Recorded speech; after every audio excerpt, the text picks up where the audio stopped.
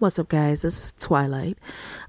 Today is more of an opinion piece, but I can 100% come with receipts and proof as to why I make the claim that you must never date a man based on the premise that he is going to change for you someday. Now, why do I say that? Because there's about 200 things that women could do to make dating so much easier. And I've had to learn through the painstaking process of trial and error. You really don't 100% need a Steve Harvey book or a Derek Jackson to tell you what your intuition in your mind already knows, especially if you're not operating from your wounds or some form of codependency. You can clearly see who really fucks with you and who doesn't. I mean, it's really that simple. And if you have the self-esteem and the self-worth, you're going to say no to anyone who really isn't in your corner, who really doesn't genuinely value being in your life. It's really that simple. But it's about 200 really simple, easy, logical things that we can do as women to make the dating process a whole hell of a lot less convoluted. Starting with trusting our intuition, and secondly, with realizing that masculine and feminine energy works totally differently. It's as if we don't understand that males work differently and they operate differently than we do. Now, of course, there is some convergence and some overlapping, but the bottom line is that male energy generally tends to be very specific, very patterned, and we can calculate, measure, and quantify through a man's pattern of behavior exactly what we're going to get in a relationship. So science tells us by the time a man is 25, his frontal lobe is fully developed. The frontal lobe is a part of the brain that pretty much is in charge of our higher level executive functions. So that has to do with the capacity to plan, to organize, to initiate, to self-monitor, and to control our responses in order to achieve a goal. Those are the underlying qualities that an individual has developed by the time they're 25. So if by the time they're 25 and they are having issues with resilience and issues with remaining consistent and issues with staying steadfast and committing to things and controlling their behavior, if they're reckless and impulsive, then if they're past 25, and you just think, oh, well, he's matured because he's past 25. No, what is a more logical way to look at it is what is his patterns? And that is the question that each woman should ask herself.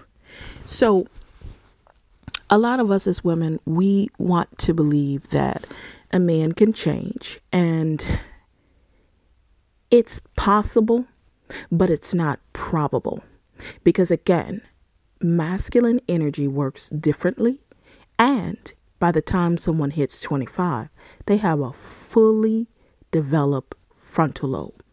Most of the time, what you see in a man is what you are getting. So if he is irresponsible, if he's bad with money, if he is very flirtatious and overtly sexual, that's usually what you're dealing with. On the other side, if he's responsible, if he's loving, if he's caring, if he's kind, if he makes time for other people, if he's compassionate, if that is a behavior tendency that you see him continuously engaging in genuinely, then you can most likely expect that that's what it's going to be.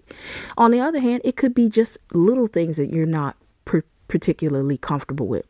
If he's a homebody, if he likes to work on cars all Saturday, if he likes to zone out and watch football games every weekend, if he is a guy that doesn't let you open your own doors, or a guy that opens jars for you, which is a good thing, or a guy that takes out the trash, or a guy that, sometimes likes to leave his socks and clothes around the house, minute things. But this behavior, if the pattern shows up, then you are advised to accept that that's probably going to be the normal behavior. So masculine and feminine energy is very different. And if women are evaluating men through feminine energy, then they're going to pretty much make decisions based on the way that a woman might do something. Now, I'm not saying that males don't have feminine energy in them. In fact, we know that it could be very true that males even have toxic feminine energy in them and need to heal their divine feminine. But just for the sake of the argument, it is highly probable that he's going to be operating mostly in his masculine energy. If he has a healthy masculine energy, whether it's healthy or unhealthy, he's going to be operating most likely mostly in a heterosexual relationship in his masculine energy. So what is masculine energy? Masculine energy is logical. It's decisive. It's achieving. It's controlling. It's competitive. It's intellectual. And it can also be a protector and a caretaker. So a man that you are with because he can, quote, change for you, change is actually a feminine principle. A feminine principle. Because change requires vulnerability, not moving in straight, specific lines, and having a certain level of ambiguity, which means you're not going to have the answer. It's not going to move in a straight line. For example, a straight line would be when I leave home, I take a specific route to work every day. That is masculine energy. It moves in straight lines. And I know that I will make it to work by 8:30 on the dot if I take this street and this street and this street. Very calculating, very simple, very rudimentary. Feminine energy is, I know that I can make it to work at 8:45 if I take the scenic route and look at this beautiful river that I pass every day, or I stop by this beautiful coffee shop and I love the way the bagels smell in the morning. Things that allow you to experience. Okay, so feminine energy is intuitive. It is being, it is collaborative, it is expressive, it's receiving. Okay, it is receiving. So the important thing that we are learning here is that in order to change, you have to get into the creative realm. To get into the creative realm, you have to switch over to your feminine energy. So when you are asking a man that is likely in his masculine energy to change for you, you're asking him to get into his feminine energy. Now, as we understand, that is possible, but it's probably not probable. What's most likely to happen is, because men most likely move with decisive actions, okay? Even if it seems like something you don't understand, it's very decisive on their part. You can put your money on his patterns before you put your money on the possibility of change, okay? And that is why it is going to be a painstaking process when you are with a male over 25 years old and you're looking for some sort of change. Again, I'm not saying that it cannot happen. I am saying that you would be wise to understand that because masculine energy operates the way that it does, you're more likely to choose him based on his patterns than you would be to choose him based on something that is intangible, something that you cannot calculate, something that you cannot measure.